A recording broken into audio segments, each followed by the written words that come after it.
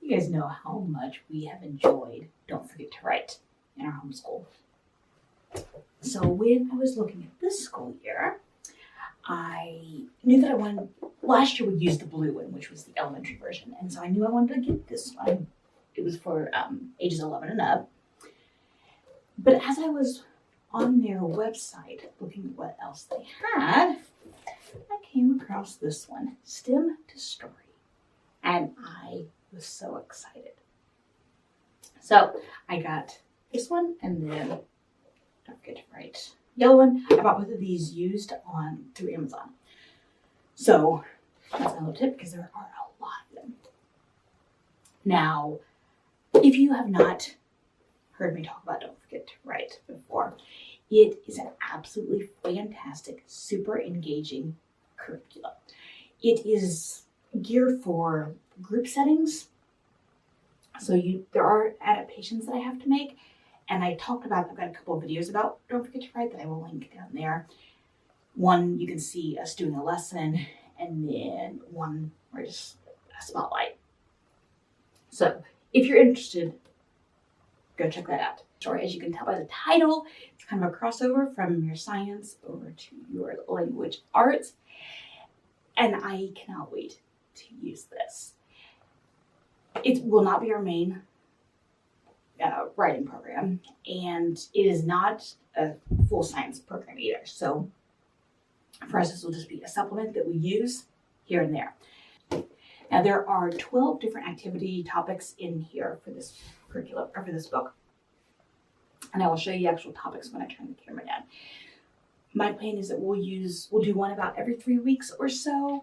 If we don't finish it all, that is totally fine. I don't care. If I carry over it into next year, I'm not opposed to doing that either. I know there is one in here, a science fiction writing, that I am skipping for this program. And then I'm going to really dig into what they do with it and probably make it its own separate unit as a main writing program for a while. So anyway, let's flip the camera down and take a look inside. Now this one is grades 5 to 8, and looking through it as I have, I really think that that's appropriate. I would not go any younger, personally. Now as for the topics in this one, the science of saving daylight, technically speaking, it's partially rocket science and mostly ice cream.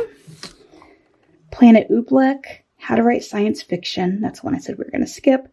Making waves, there may be bones, tinfoil shipbuilding, water everywhere, nor any drop to drink.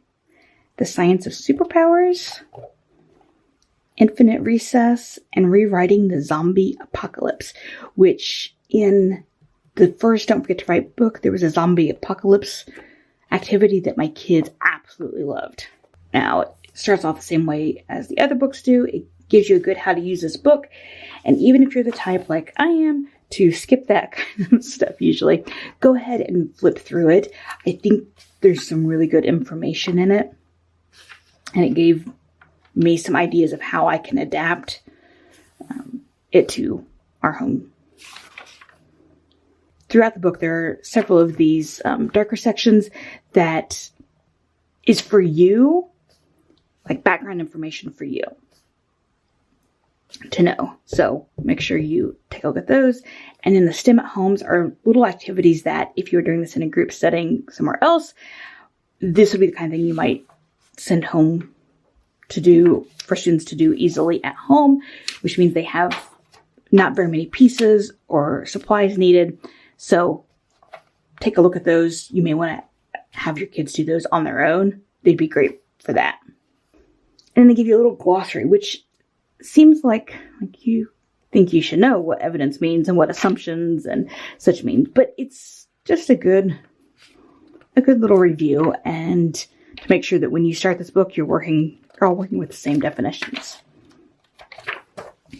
And maybe you have forgotten a lot of those science vocabulary words, and so it will be a good refresher for you. So the first activity I'm going to highlight. Up here, they tell you about how long it should take.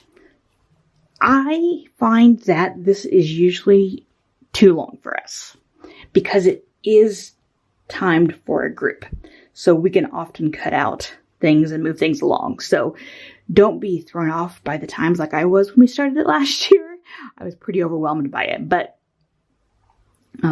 for us, that's not generally been true. It starts off with an introduction to the activity, your materials list. So this one just has a few things, including some slides, like PowerPoint slides. These are available for free on their website. So you can head over there to get them if you want them. Then it breaks it all down with some timing. So your introduction, developing theories, etc. And then here's the section for you to know. So reading through the ones I've read through, it sounds like these are things you should read before you start the lesson. And then they have their STEM at home things. Planet Oobleck, I think, is going to be the one my kids enjoy the most. You are discovering like what Oobleck really is and like what kind of, how it's a non-Newtonian substance and all of that. They were going to make some. But then they will get to build a little spacecraft out of at-home materials and see what stays on the Oobleck and what would sink. So I think it will be a lot of fun. Now, with this one, it is divided into 2 different session times. And what I like is that their materials are broken down by the session time. So everything that they need for the first part is in here, and then it's labeled session 2 for that. So I really appreciate that I don't have to figure out which things I need for which section. And the sessions in the lesson, it's clearly labeled what's session 2. Now, because as you guys know, I'm always kind of tweaking a curriculum. One thing I really like about this one is that it's generally pretty easy to do. If this section sounds like something I don't want to do for whatever reason, generally it's easy just to skip over it entirely. Now, in the back, they do give you an appendix with handy lesson links, which is great, except that you can't click on them. So you're going to have to type these in, and it feels very 1997 to me to type in some of this, but it's there for you, and it's broken down by the lesson and by the kind of the topic. So over here in Planet Oobleck, if you want more Oobleck recipes, if you want to learn about activities in session 2 specifically. So I do really appreciate how well it's broken down to be user-friendly. And then they also have self-assessment checklists that students can use to apply to different writings, so that they can kind of check through and so like in the elementary one, I showed that I know a lot about my topic. I expressed what I think and feel. I used punctuation correctly. My sentences are complete. All of that. And they have different ones for elementary, middle school nonfiction, and middle school fiction. And then if you want to see where they fit with standards, it's in there, but no surprise. I skip right over all of that. And that, my friends, is STEM to Story.